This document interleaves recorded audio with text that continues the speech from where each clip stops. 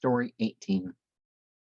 A man in patched garments accompanied us in a caravan to Hijaz, and one of the Arab emirs presented him with 100 dinars to spend on his family. But robbers of the Gufatcha tribe suddenly fell upon the caravan and robbed it clean of everything. The merchants began to wail and to cry, uttering vain shouts and lamentations. Whether thou implorest or complainest, the robber will not return the gold again.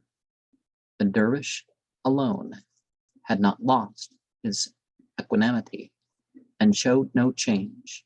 I asked, perhaps they have not taken thy money?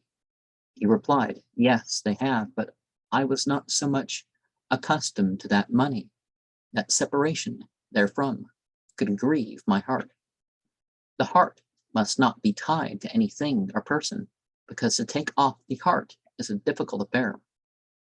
I replied, what thou hast said resembles my case, because when I was young, my intimacy with a young man and my friendship for him were such that his beauty was the qibla of my eye and the chief joy of my life union with him.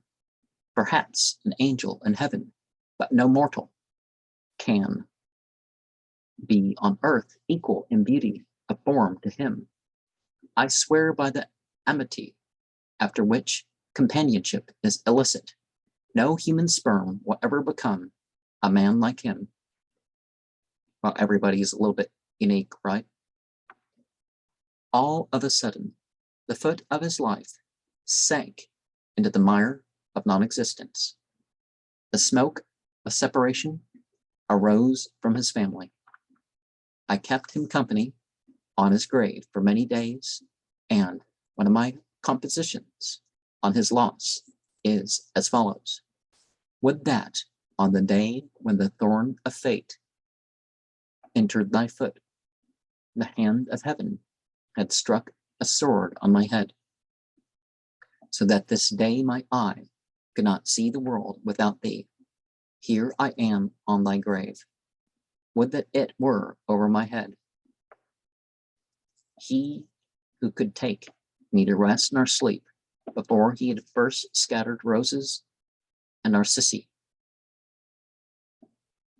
The turns of heaven had strewn the roses of his face. Thorns and brambles are growing on his tomb. After separation from him, I resolved and firmly determined to fold up the carpet of pleasure during the rest of my life and to retire from mixing in society. Last night, I strutted about like a peacock in the Garden of Union, but today, through separation from my friend, I twist my head like a snake. The prophet of the sea would be good if there were no fear of waves. The company of the rose would be sweet if there were no pain from thorns.